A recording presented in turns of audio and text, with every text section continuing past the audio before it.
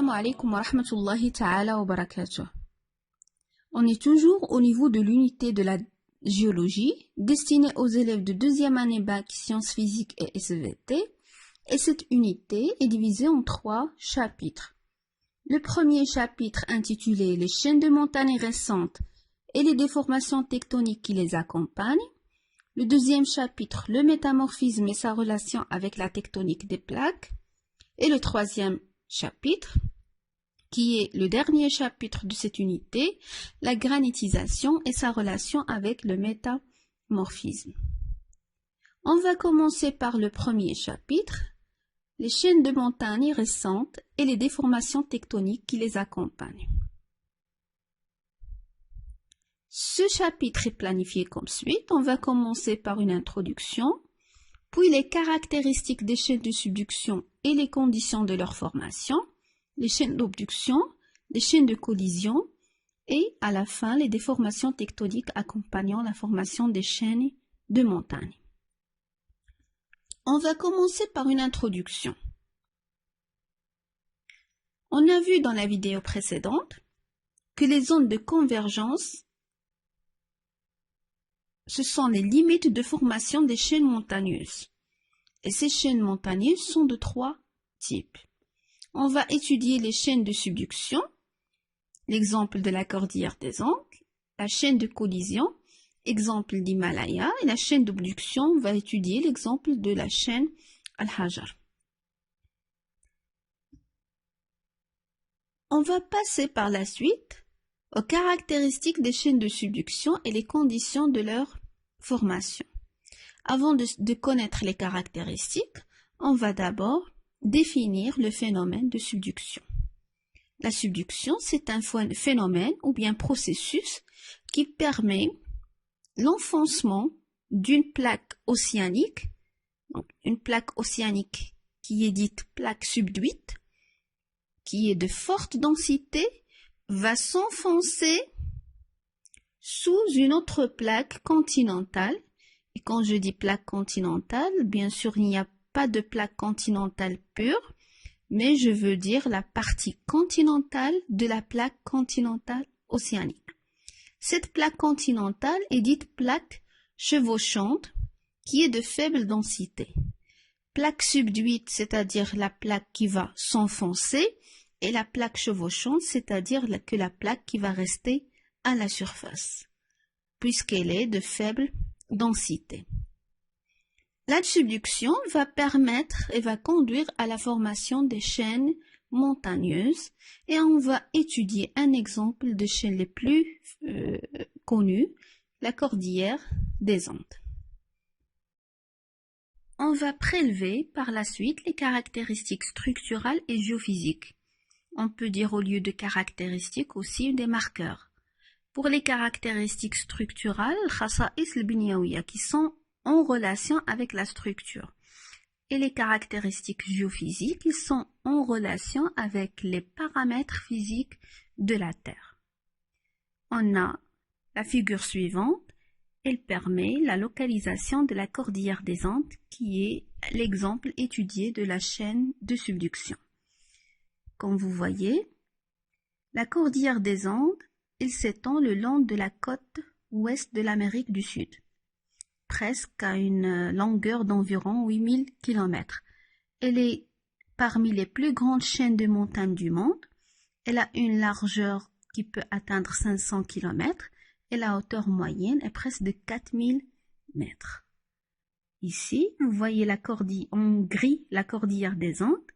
Et dans cette zone, on a la présence des volcans, et surtout des volcans qui sont explosifs, la présence des foyers sismiques, Bouar Zilzalia. Alors, puisqu'on a dans cette marge, on a une forte activité sismique et volcanique, on l'appelle une marge qui est active. Par contre, l'autre marge, l'hamish al-akhar, est dit une marge passive puisqu'il y a absence de toute activité volcanique et sismique. On va passer aux données géophysiques. On va voir la figure suivante, la figure A, qui représente la répartition des foyers de séisme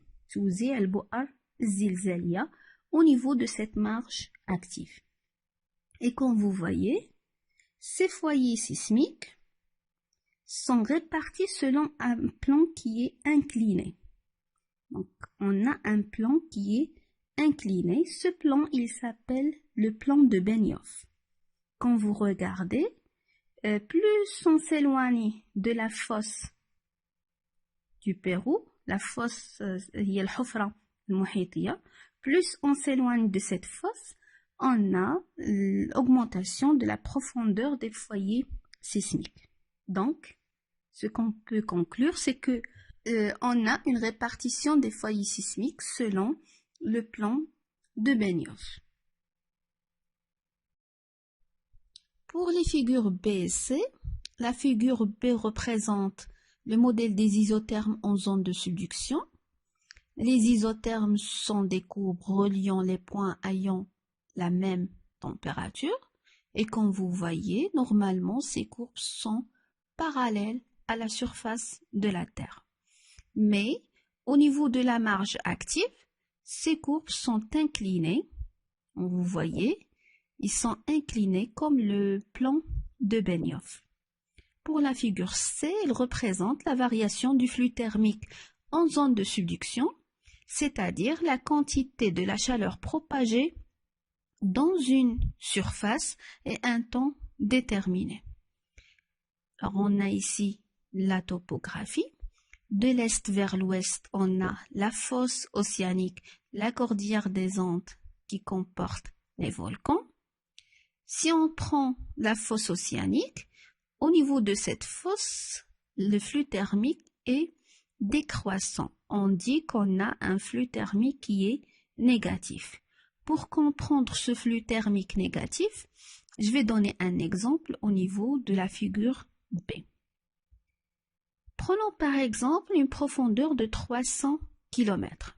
À 300 km, avant la fosse océanique, on a une température à peu près de 1400 degrés Celsius.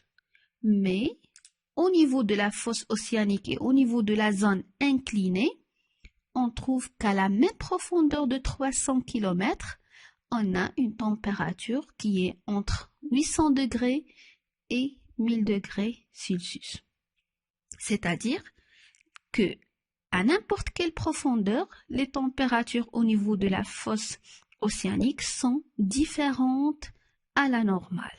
Et puisqu'ils sont différentes à la normale, on va parler d'une anomalie thermique, shudud harari.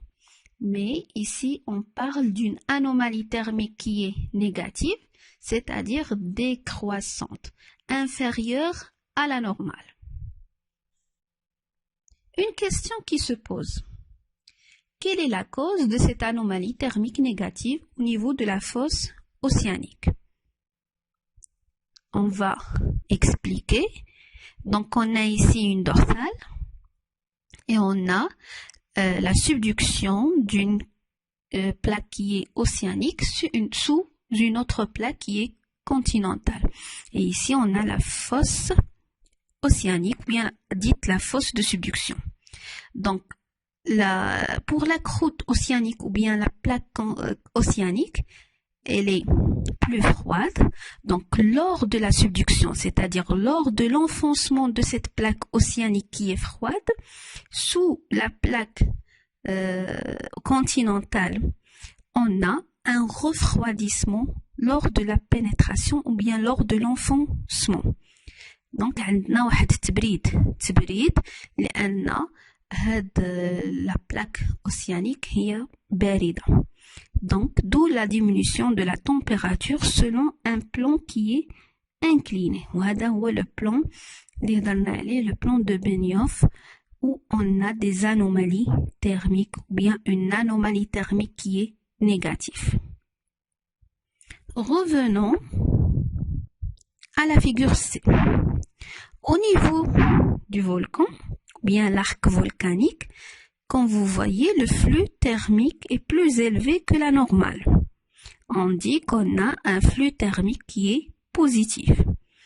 Donc, je vais prendre toujours le même exemple pour bien comprendre. Toujours à une profondeur de 300 km, on a une température normale de 1400 degrés Celsius, mais au niveau de l'arc volcanique, c'est à ce niveau-là, au niveau de l'arc volcanique, comme vous voyez, on a une température à ce niveau-là qui est supérieure à 1400 degrés Celsius.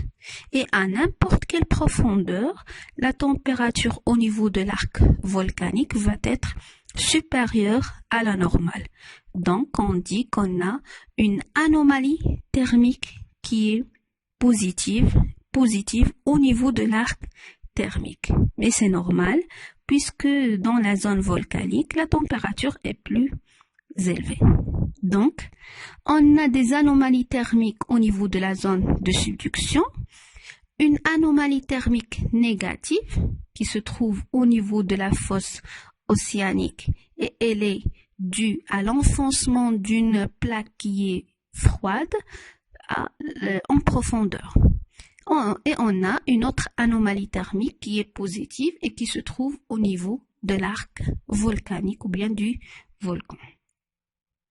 Passons à la dernière figure qui est la figure D qui représente le prisme d'accrétion, qui est l'une des caractéristiques structurales de la zone de subduction. Ce prisme d'accrétion, c'est une structure qui résulte de l'empilement